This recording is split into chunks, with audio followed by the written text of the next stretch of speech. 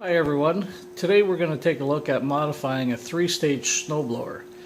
I'm sure you've all seen the videos of the modifying of a two-stage where you can increase the impeller and actually get a lot more throw from your snowblower. Anyway, I searched the internet and all the YouTube videos I could find, and none of them touched on the three-stage, which is slightly different. And I'd just like to show you a couple of tips on how to do the three-stage. Okay, so the machine we're going to be working on is this MTD Gold. It's 24-inch three-stage. You can see the three stages there. And what we're going to need to do in order to complete this job is to remove the chute and then the adapter for the chute down at the bottom there. To remove the chute, it's actually quite easy. What you'll do is right underneath here, you can see that cotter pin there, or I'm not sure what they call it, but it's basically a cotter pin. We'll remove that cotter pin, push the pin out. This whole section up here will come right off, and then the chute will be out. We can swing that out of the way. Then there's this portion here, which there's a total of 4 bolts, 2 on the top, 2 on the bottom there, and then 2 on the other side of the chute. And they're attached with nylocks, and they're stove bolts.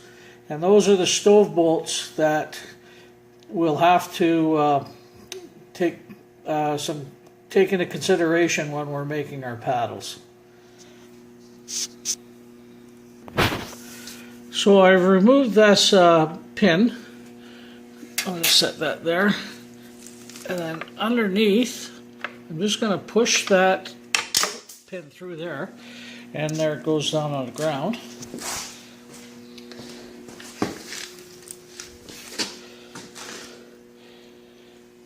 Put that with our cotter pin there. And this should lift right off here.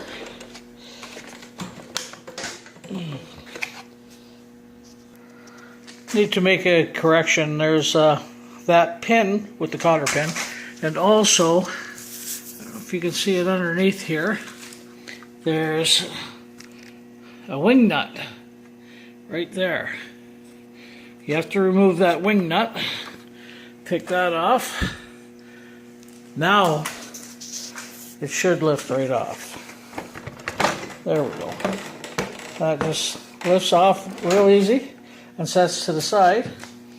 And then you can see the other 2 bolts for removing that. So that'll give you, once you remove that lower section, that'll give you real easy access to where you can bolt your new paddle extensions on there with. So this is what we're going to be using to make the extensions on the impeller. What it is a snow flap off a snowmobile, generic one that you can pick up at Canadian Tire. I believe it was about $19. Made by Kimplex, and there's the part number. But anyway, you can see on the bottom here I've already cut off, and in my case it was 3 inches plus that lip there. I'm using that as the extensions. I cut that into 4 pieces because I've got a 4-blade impeller. We'll be attaching them with these self-tapping screws. Let this get into focus here a little bit there. That doesn't seem to be working very well. Anyway, there we go. They're number 10 by 1 inch long, self-tapping screws. Also, if you can excuse the video here, these are the flaps that I've cut and I've pre-drilled, and you can see the extension right there. It's a little bit thicker. There you go. You can see how it's thicker on that end, and I'm going to have that part sitting up. I've got the holes pre-drilled, and just grab one of these plates here that I also picked up at Canadian Tire. And I was going to put them sideways, but I decided that I'm going to put them sideways on here. And I'm just using this 2 center bolts. It sits right up against that lip there. As you can see there, it sits right up against the lip. And the holes match up perfectly there. So I've got them all set. Now, the other part to note is on the newer snowblowers, they have these bolts holding the chute on. So I've cut the flaps to allow for the clearance to go around those bolts so I don't wear the heads of the stove bolts out. That'll save me a little bit of maintenance down the end, in the end, so I won't have to do this over and replace those stove bolts. I also used cardboard as my template to, as you can see there, just so I could get it fit and then not have to fiddle around trying to work with this rubber. And here are the plates that I picked up to attach those paddles with. And I picked this up at Canadian Tire as well. I think it was somewhere around $5 or $6. Comes with screws, but those aren't the screws that we'll be using. So now I've already removed the chute, and one of the problems that you have is a lot of them will tell you to stick a piece of wood down through there, but because of the 3-stage snowblower, you've got 2 augers sitting straight in front, which are kind of blocking the impeller. So using a piece of wood to hold the impeller in place is kind of would be very difficult. So this is what I've done. I just used your old trusty quick clamp, and I clamped the impeller to the housing there, and that made for a very stiff surface here so that I could bolt those in place. Now you can see I've got one in place right now. I'm going to go and try to put another one on. Try to do it while I'm holding the video camera. But as you can see how it fits very nicely in there, and this plate supports it quite well, and it's not going to move. You can see it's kind of hard with the lighting, but it is right up against the housing.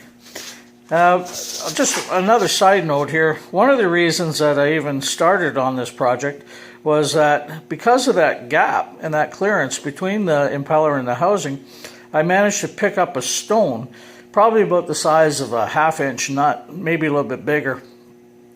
And it jammed right between the impeller and the housing, and it locked things right up. It was quite a chore to get it out of there, but I managed to anyway.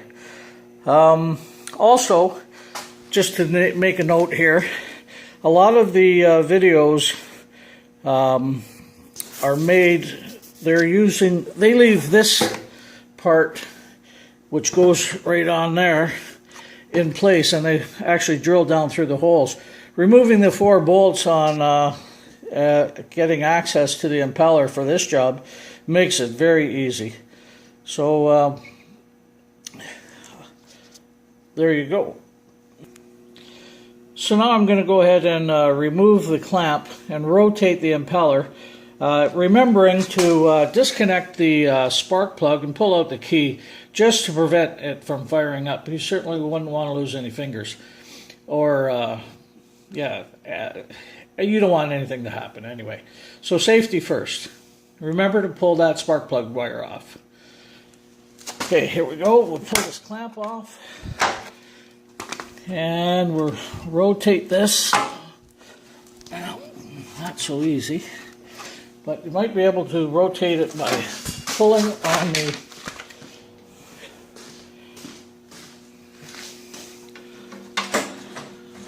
no, that doesn't do it. So there you have it. It was a relatively painless job. Didn't take that long. The majority of the time was just preparing and making sure I had all the tools and the materials to do the job with. The end result is that it increased the throw of the snowblower probably by at least doubled it, I would say. I'm really happy with it. I'm highly recommend this to anybody who has a snowblower. It not only works on the 2-stage, but you can also do it on the 3-stage. All right, so if you enjoyed this video, please like and share and subscribe. Thanks.